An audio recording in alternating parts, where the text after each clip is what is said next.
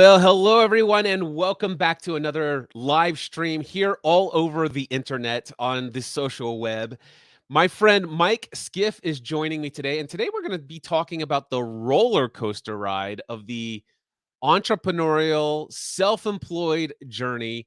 Mike, what made that the topic that you wanted to chat with me about on the live stream today?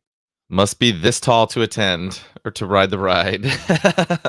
um, wow, good question. First of all, thanks for having me, Cliff. What made me decide to bring up that topic? Because I think it is truly what all of us experience as entrepreneurs. It's a bit of a roller coaster ride sometimes, and um, I think I think we need to talk more about that. I think it's I'm very much. This is not projecting. I'm just going to speak for myself.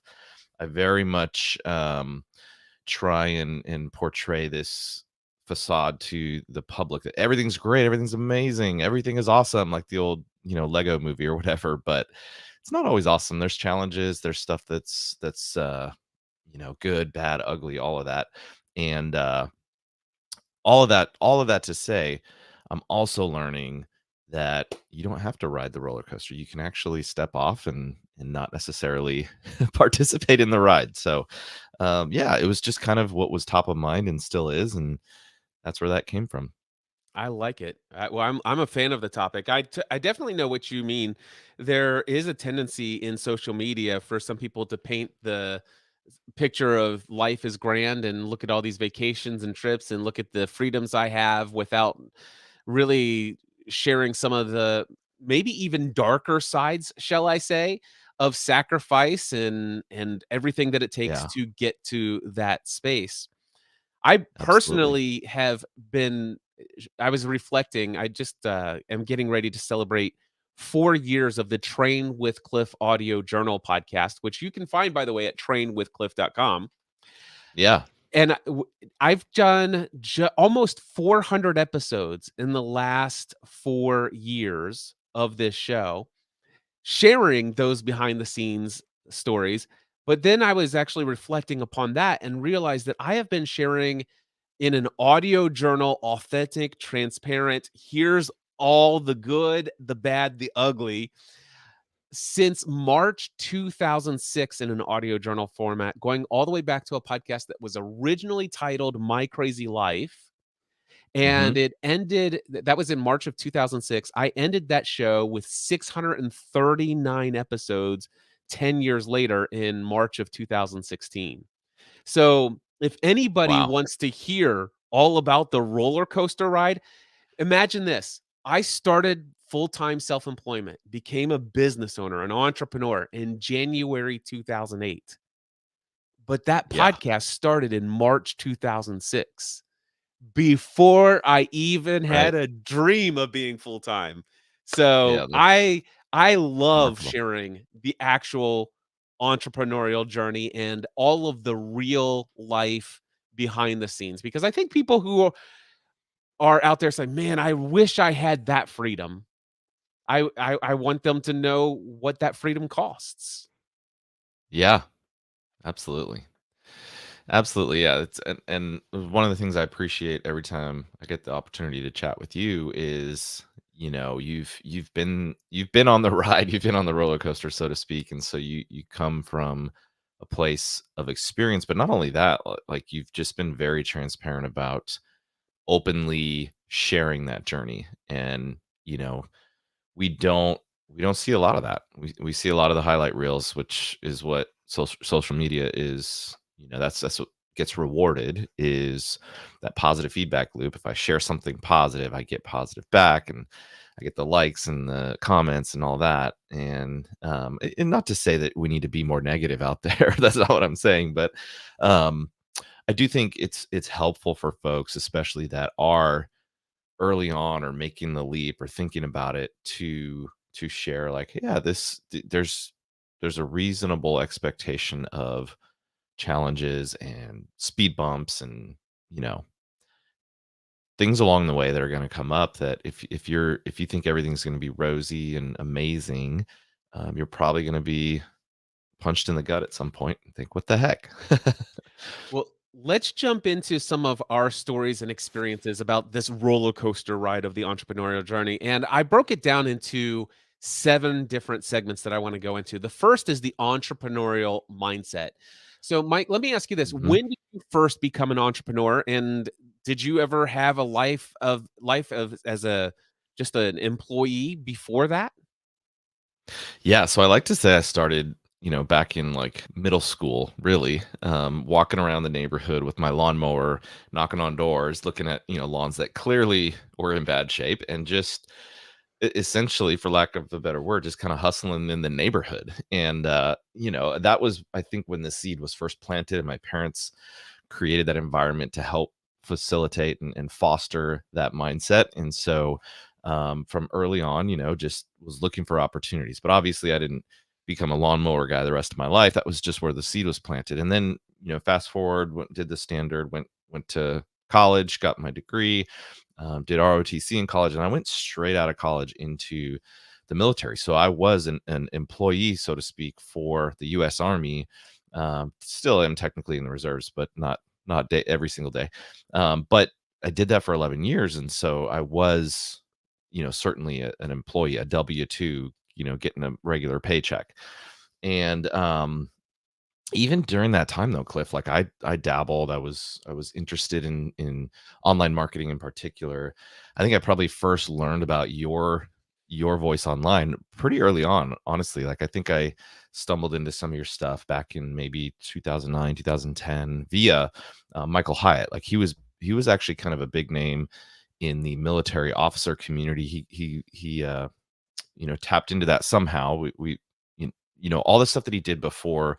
And what's interesting is I don't regularly follow him now, but that was kind of when the seed was planted, all of that stuff that he was writing online on his blog. And so I started dabbling in that. I started doing it not as, I wasn't getting paid. It was really just interesting to me.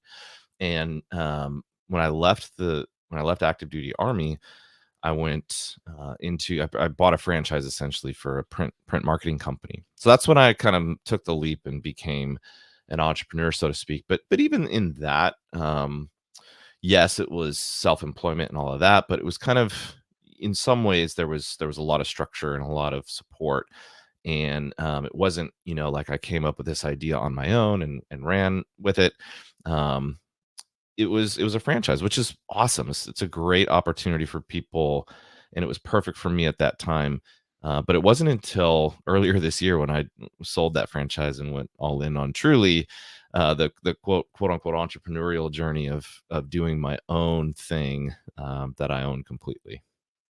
Well, let me ask you that because I've been working with you over a number of years, and I've always thought of you as an entrepreneur, and I've never once Hmm. considered you anything other than that. So, correct me Yeah, if I'm wrong. I mean, you were self-employed, and you were an independent entity. I mean, even though you yeah, purchased access to a franchise and things of that nature, you weren't an employee of that company. That company didn't go out and get you business. You had to. correct. They had a standard set of operating procedures. They had a product, but you very much were self-employed and you owned the business.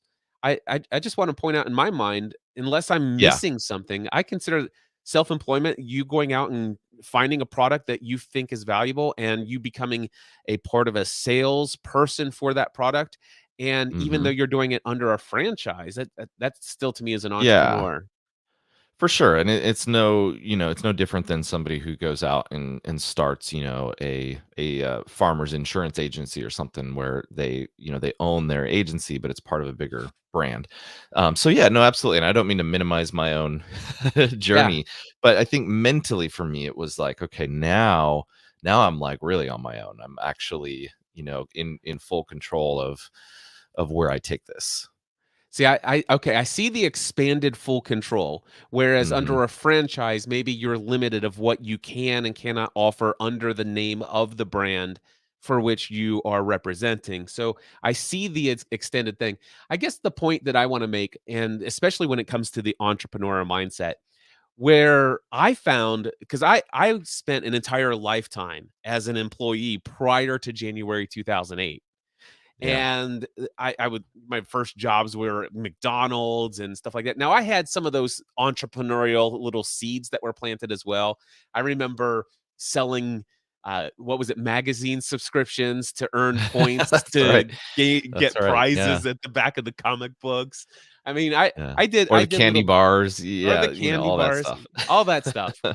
So I enjoyed the hustle of going to door to door and making a sale. But still, when I think about an employee versus being that entrepreneur, self-employed lifestyle, the shift in mindset is when it comes to being an employee, I go in and somebody else has created a product. Somebody else has gotten clients on board or a process or something, and I go in and I do Mhm. my activity within it. Whereas in some ways as an employee, there are some days or some weeks or some seasons of life where you can quote unquote phone it in and maybe the paycheck still comes for a while. Yep. Whereas there's a Absolutely. big difference when you're a full-time self-employed, and even if you've got a great framework and a franchise or whatever, the reality is if you're not out there doing things to land business and then servicing those customers, there is no just Yeah, phoning it in. Or if exactly. there is quote unquote phoning it in at any point in time, it's going to die quickly. Yeah. No, absolutely. Totally agree. So let me ask you this: how do you find that developing a mindset for an entrepreneur? Because I realized now you came out of the military, so maybe you Mhm. had a lot of discipline and self, awareness of this is what I've got to do. I've got to be here at this place and time and blah blah blah. But for me, I didn't have that. I no longer had anyone telling me what to do on any given day. I didn't have people saying, "Hey, Cliff, did you get that thing done?" Yeah. And I struggled with a severe lack of self-discipline when I started my business. Did you have any experience with that? Yes. How did you Yeah, overcome it? What strategies did you use? I appreciate you bringing up the military and that, because of that, the assumption is I'd be this massively disciplined person, but honestly, you take away when you remove that kinda oversight, if you will, that big brother, um, oversight, it's almost like the opposite happened early on. Now, it didn't take long for me to click in and realize, like, okay, I have to do stuff. I have to actually be accountable, and so, but, for seasons, I'll go through like, "Oh, I don't have to do anything, therefore, I'm not going to." And going back to your earlier point, as a result of that, what happens? That's where the roller coaster comes in, and particularly with with revenue coming into the business, right? If I'm not actively pursuing, then yeah, things are gonna dry up quickly. But how did I overcome that? Really, I have a really, really good support network. I have a couple of buddies in particular that are also self-employed, and we've early on we started connecting and holding each other accountable. And so I think it's important to have some form of accountability outside of your own thoughts, your own mind, your own self-discipline, because it's very easy to negotiate with yourself. I mean, I do it almost daily, right? Like, oh well, I said I was going to do this, but really I can do this or move that over here, and it's very, very easy when you're on your own to talk yourself into or out of things when it's emotionally you're not feeling a certain way. Yeah, so for you, you had that support group. For me, the strategies that I employed was number one, being the sole income earner for our family and having three young children and needing to put food on the table. And a strong sense of Yeah. values and beliefs about what it means to be a good father and a husband and all this stuff. it, I recognize that my lack of discipline was causing lots of issues. Not to mention the fact that, over time of some lack of discipline and really working on things that are not important, but still overworking myself because I spent so much time on things that were unimportant. Yeah. I ended up with a lot of health consequences. And so, what really helped me was having a huge wake up call where I almost died in the hospital. Mhm. That was massive. It's like, okay, something's got to change here. And just like you, I determined that I needed to upgrade my peer group. I had a group of people that were supporting and encouraging me, but when I was running into problems, they're like, "Oh, don't worry, it'll work out." But I'm getting advice like, "Don't worry, just sit back and relax. Everything's gonna turn around." I'm getting this from people who have never owned a business before. It's like, no, I think maybe sitting Yeah. back and relaxing isn't necessarily the thing here.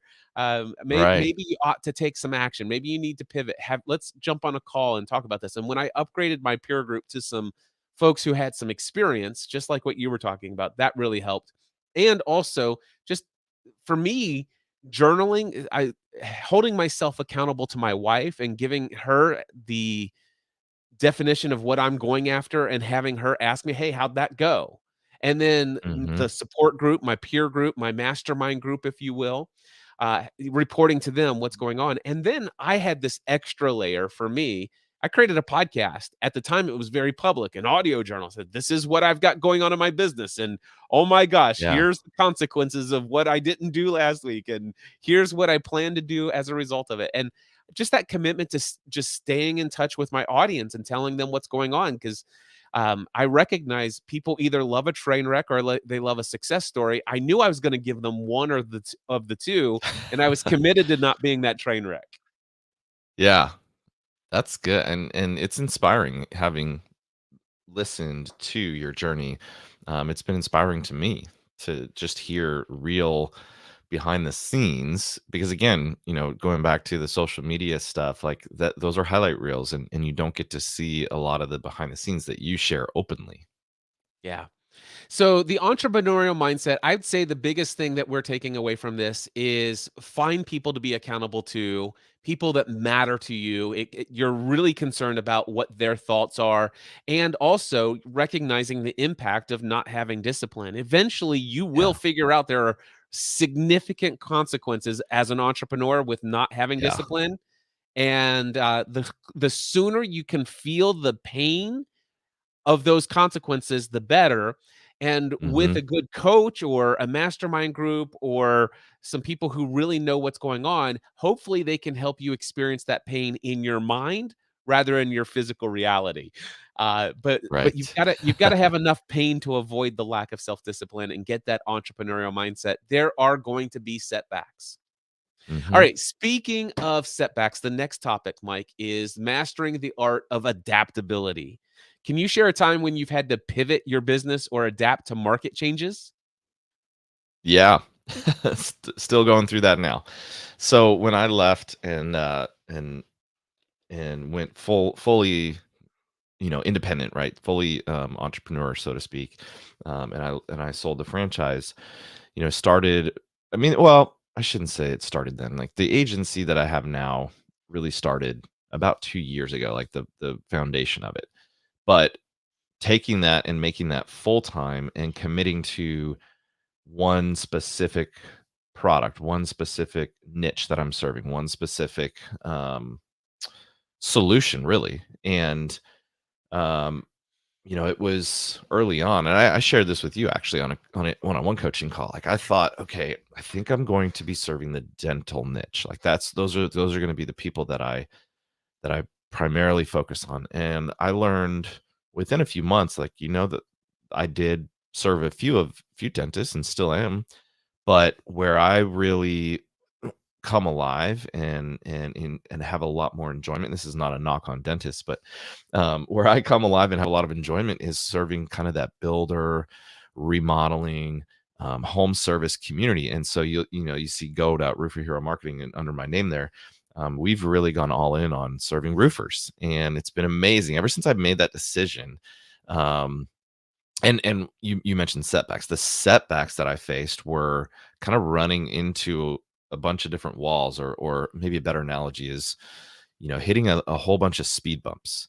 I feel like that when I made the decision to go all in on this, I knew going in, like, yeah, there's going to be some pivots, there's going to be some detours, and I used the analogy yesterday with one of the guys that's working on our team, that it's almost like we've gone down a bunch of different roads and we discovered for many of those roads, okay, we're on the wrong road. We need to turn around and go back and then go on a different road. And now we've gotten to the point where, okay, we're on the right road. We're actually on the right freeway. We're there, but we're running into some construction and we're running into some traffic jams and we've got a few speed bumps. And that once those clear up and we're able to start going full speed, we're actually on the right path. We're going the right direction.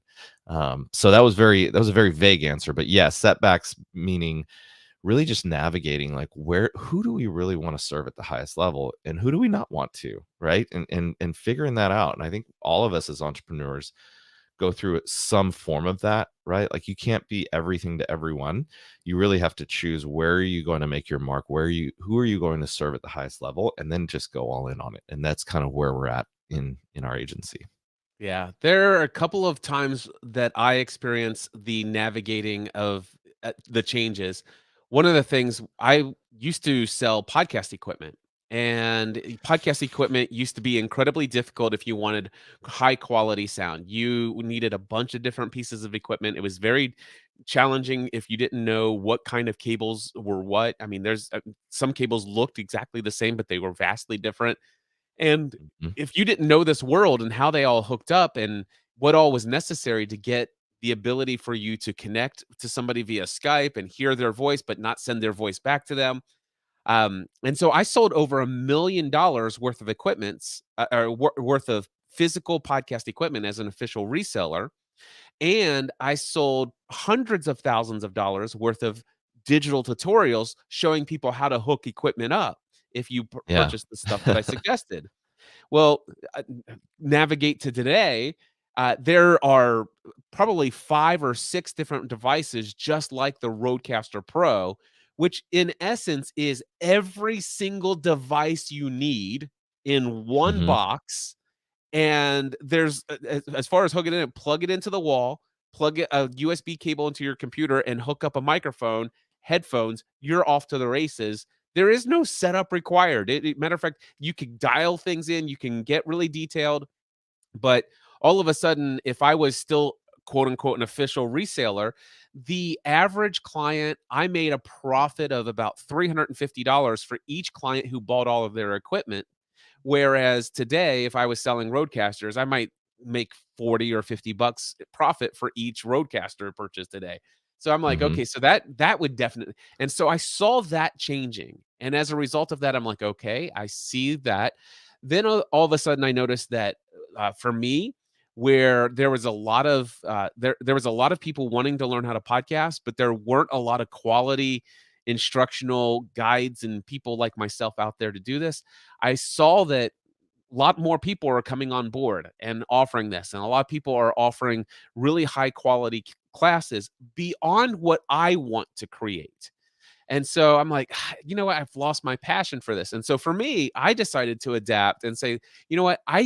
While I love the podcast technical consulting and coaching world, and it's served me well, and I've served a lot of people, I'm going to adapt and go into a direction that is far more enjoyable and where I get to tap into that zone of genius that I love. Because what I most loved in helping people to launch a podcast is getting clear about what their dreams are, overcoming their limiting beliefs of imposter syndrome, their procrastination, helping them get the train out of the station, if you will, on what it is they want to create. And ironically, for some people, creating a podcast was not the right thing. Yeah. And so I decided, you know what? I'm going to adapt myself and what I'm doing in the world to be more in alignment with the kind of lifestyle and the way that I want to show up and help people. Yeah. So, one of the things that you'll need to understand as an entrepreneur is that you'll need to adapt over time. Things always are changing, things always are in motion, and even if you don't change from one business to another business, you'll need to sometimes adapt to the changes in the market. Let's talk real Absolutely. quickly about the balancing act, this thing called work/life balance/focus. What has been your experience in work-life balance? I don't know where I'm trying to remember where I read this about this concept, but the word balance is kind of a misnomer because balance implies equal everything's equal, right? Work life balance and It's they're both weighted equally, and I don't believe that's not just I don't want to say it's not possible. Anything's possible, but I don't think it's practical because there are seasons, especially as entrepreneurs, where things have to kind of be out of balance, to be honest. Like you do have to go. Like I'm in a season right now where I'm putting in a lot more time, effort, and energy on building this business than I am on leisure or, the life balance side of it. And I think that's necessary. Like the whole idea of balance is not I don't think it's practical. Like I said, I think we go through seasons, and um that's not to say that, everything in life it takes a backseat to the business, but for me, it's important. I have a conversation with my wife. I have a conversation with the family. We talk about, hey, for these next 3 months or this next period of a couple weeks, this is what things are going to look like. And as long as the expectations are set, I think it's appropriate to be out of balance, so to speak, in areas of life. And I think that's okay, right? Like, I think that term work-life balance has been tossed around and drilled into our psyche so much, but I don't think a lot of people step back and think, like, "What does that actually mean?" And words mean things, right? Like, the word balance, it means something, and so that's where, this was a few years ago where I had to kind of come to terms with that and say, "You know what? It's okay to be out of balance as long as I'm aware and as long as I'm, communicating that and everybody's on the same page, especially with my family, that okay, we're going to go through this season and then we're going to go through a different season where the balance or the pendulum shifts the other direction because I've been able to create a scenario where that's possible." So I'm like I'm not a believer in quote unquote work life balance, but I do think having those seasons is what's important, and that's I what's serving me right now, to be quite honest. I love that perspective, and I definitely resonate with everything that you're saying. I have a different outlook on the word balance. So when I think Hmm. of balance, what I think of is something called the wheel of life. This is something very well known in the coaching industry. And the wheel of life is where you have this circle and you break it into like a pie chart, and let's just say there might be 5 segments or 7 segments depending on what topics.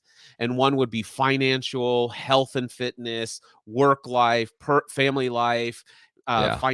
financial health, whatever, spiritual life. And what you will do is in each one of those on a scale of 1 to 10, where do you rate yourself?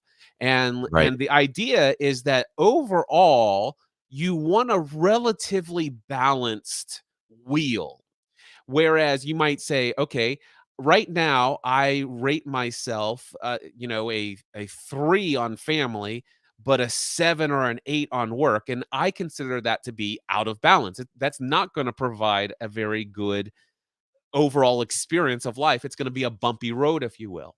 Hmm. However, I think I bet you I can find a way to put your perspective into alignment with my perspective. Not that it's essential that we see the world the same way, but the Right. idea Right. here is that it's this idea of time. See, sometimes we judge the success of our personal life or our work life quantitatively. When Hmm. I am evaluating the balance of my life, it's qualitative. Yeah. So, for example, I used to think that if for me to succeed in work, I have to work many, many hours. And if I'm finding myself only putting 3 to 4 hours in at work each day, Monday through Friday, then I must be rating myself low because Hmm. quantitatively I'm not spending a lot of time there. Quantitatively, I'm over here heavily weighted with all the time I'm spending with my kids because they're in a season where they need some help because of some things going on in their life. So Right. family might be really high and work is rated really low, which that's not how I view those wheel of life categories. I think Right. about what is the qualitative experience of my family focus and prioritization, and what's the qualitative experience of work. So there may be times, regardless of whether I'm working countless hours or if I'm working few hours, the question is, what's the quality of work and return on investment as far as what's going on there? Is it worth? Am I getting a good return on the amount of time invested in the work area? On a scale of 1 to 10, where is that? Hopefully, it's an 8, 9, or 10. All right, but even if Yeah. I'm spending lots of hours over here and relatively fewer hours in this season of life with family, but the time that I spend with the family on a weekend or whatever, or maybe it's once a month we go on a big, huge, gigantic something to be, qualitatively overall, how do I rate my experience with my family? Hopefully that's still an 8 or 9 or a 10. And so it's not so Yeah. for me, that's how I actually think about work-life balance and actually try to attain it. That's good. Yeah.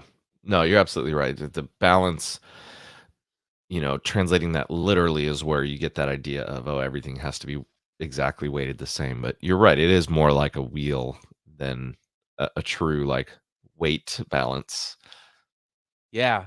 And that's the way that I like to think of it. And that way it's every category in and of itself, I have to decide for myself, what does success look like given what I have to work with? And I love the 4 agreements. I'm not sure how much you study the book, The 4 Agreements, but it's always do the best you can with what you have to work with. Yeah. And Yeah. that's what I'm looking at in each area of life. Am I truly doing the best? Is there some area here, given the fact that because me being at work sometimes is actually adding to the qualitative experience of what I'm investing for the family, right? Right. So Yeah. yeah, anyway, fun stuff. Good stuff. All right. Good. You know what? I recognize that you have a hard stop here in 15 minutes. And given the fact that we are going so much more in depth on these topics, we're going to go forward. Let's talk Okay. about embracing failure. This is the one thing that I have witnessed more than anyone else. The people who are trying to make the jump from employee to entrepreneur, self-employed person, it is their fear of failure that sets them that holds them from taking the plunge. What are your thoughts on the idea of embracing failure? Do it. I mean, yeah, that's the simple answer, but, I think it's been ingrained in me even back in the military, right? Like we don't we don't always do everything perfectly the first time. That's why the majority of the time spent in the military is training. You're not actually, out there firing, live bullets, so to speak. Like most of the time, it's training. You're figuring out how to do things, and most of that is failure. And so I learned pretty early on to embrace it. But when I first left the military and went into the franchise, one of the things that's always kind of stuck with me even today is instead of focusing on the success, instead of focusing on, for example, in sales, right? Instead of focusing on how many clients can I get to say yes, shifting that to how many clients can I get to say, or how many prospects can I get to say no? And it's kind of a weird like mental shift. Like if I can get 100 no's and I just focus on how quickly can I get 100 no's? Because if I do that by, taking averages into the equation, if I get 100 no's, that means I've got probably somewhere between 20 to 40 yeses. And so not even focusing on the positive, because there are going to be way more of the not necessarily negative, but you're going to get way more of those failures, of people saying no, of that um just not going how you want it to go. There's going to be a lot more of that as an entrepreneur than there are going to be the positive, the yeses. And it's all in how you frame that in your mind. What is that? What do you allow that to mean? And if you allow it to mean, oh, my product sucks, my business sucks, my, everything I do sucks, then yeah, you're not going to make it as an entrepreneur, because that's truly the majority of your time as an entrepreneur is navigating failure, navigating, no's. And once I came to grips with that, once I realized that, you almost can turn it into a game, right? Like, how many no's can I get this week? Because if I get 10 no's this week, that means I probably got 3 or 4 yeses. And um yeah, that's one of the techniques that's served me and helped me tremendously. Like, just make it a game, make it fun. Like, oh, you said no. Okay, awesome. Thank you so much for saying no. Now I'm gonna go to the next person, and I've got 9 no's in a row. I'm probably gonna get a yes, right? And just kind of making it a game. Yeah, I like that. One of the things that's worked for me is just the whole idea, like you, reframing the idea of failure. The idea is that failure is, if you will, inevitable, and you're not going everything that you do is not going to be perfect. Everything you come up with, every product that you create is not going to be a top seller or sell at all. So you have to understand there's going to be a lot of plans that you make that just aren't going to work out. One Yeah. of the things that I recognize the term failure, right? And it's a part of our vocabulary and things of that nature. I had a friend of mine I used to do a podcast with. His name is Tracy Trost, and he used to say, "Cliff, I'm sorry, but that word does not exist in my vocabulary." And I appreciate his belief, and I agree with his belief, but failure is still very much a part of people's vocabulary, and I want to Yeah. I want to say that I understand what people are calling failure. However, what what he helped me to understand is there is no such thing as failure. There's only actions taken and results observed. And so Mhm. it's us that determines, is this failure or is this success? Now, Yeah. the thing is that if I create a product and I create a marketing campaign and I send out a couple of emails and it's crickets and lots of people unsubscribed when I sent out the message, the question is that failure? Well, what that is a bunch of actions taken, and I've observed the facts that I just told you. No Yeah. sales and lots of unsubscribes. I'm like, okay, that was unexpected, undesirable, and inconvenient, but it's not Yeah. failure. It's information. It's It like, is, okay, yeah. it's either okay, there's something that I can learn that maybe I'm marketing to the wrong audience, or given the audience, maybe there's a different way of messaging. And so I need to figure out what's going on here, and I want to evaluate those results. They're neither good nor bad, they're just information.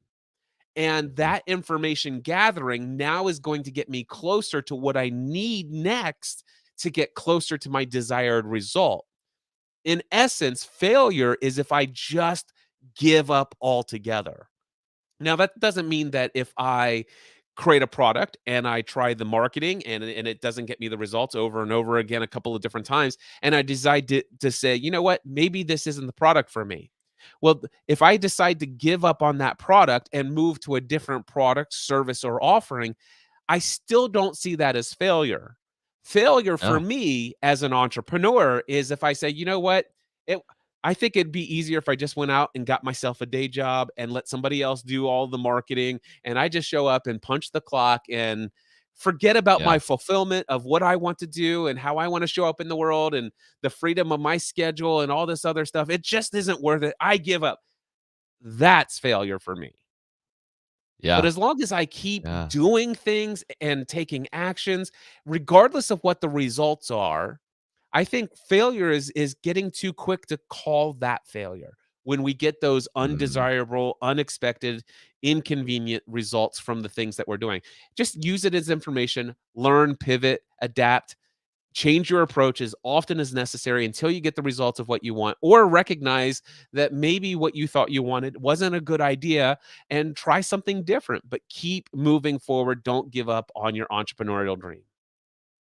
Yeah, I mean, you're everything that you're describing is essentially what we do as a marketing agency. Like, we are testing and trying different things all the time.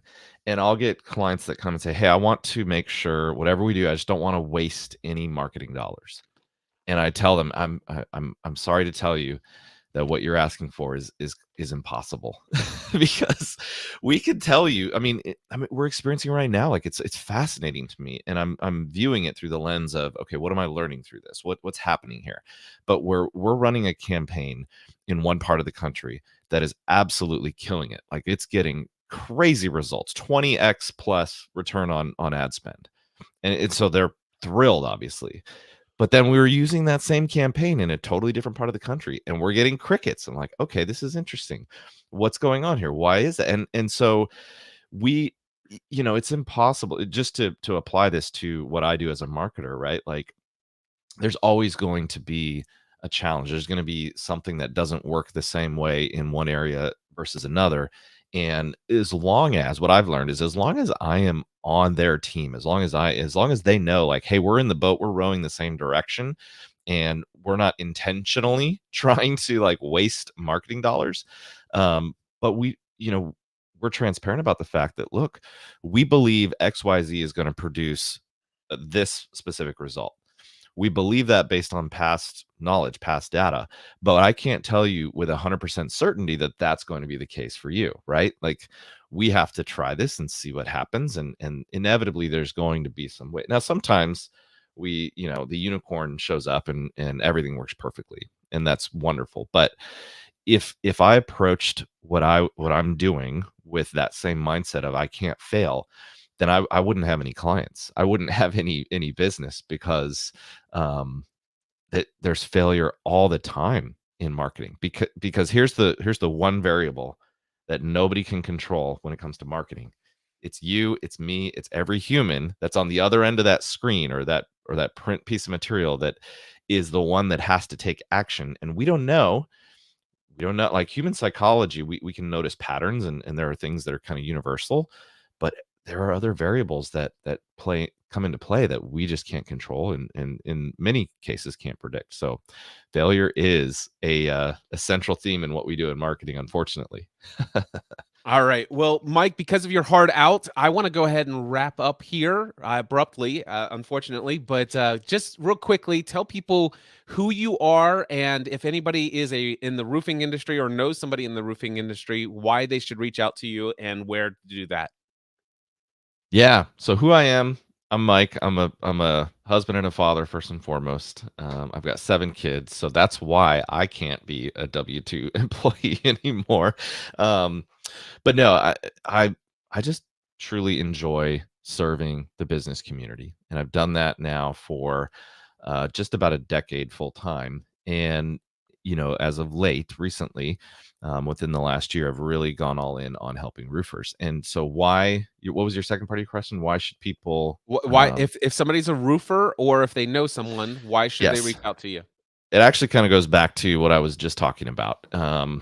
There are so many different marketing companies out there. The barrier to entry to become an agency is almost nothing. You can take a quick little course online and slap your website on the internet. You own a marketing agency. So because of that, the challenge I face is kind of cutting through the noise and actually reaching decision makers, reaching people who actually need help. And I think what sets us apart as an agency, in particular in the roofing industry, is we don't necessarily promise all these outlandish things. What we do promise is you're going to get the absolute best service. You're going to get people that are working day in and day out to get you the absolute best result. But we're going to be honest about it. We're going to be honest with setting the right expectations, that here's what you can expect reasonably. Here's kind of the what we're hoping for on the high end. Here's what could happen on the low end. But that every single day we're working to navigate and crack the code for you, so you don't have to worry about figuring out what's working or not working in marketing for your roofing company. You get honest, ethical people working in your corner to get you more business, get you on more roofs. Yeah, And that's it in a nutshell. cool. And they should go to Yes, go. gorooferheromarketing.com. Yep, that's our kind of just public central landing page. If you want information, if you want to connect with us, that's going to lead you to the call to action on that page is book a call with us so we can talk for 15 minutes over the phone. We don't do hardcore sales. You got to sign up on the spot. It's really just to have a conversation, a mutual interview, figure out if we're going to be able to help you. And it's, do you like us and do we like you? And do we want to have a conversation about working together? Awesome. Well, because of Mike's heart out, I am going to wrap up here really abruptly. Check out Mike's website there on the URL underneath his thing over there. Until next time, I Thanks, encourage Cliff. you all to take everything you do to the next level. Bye-bye.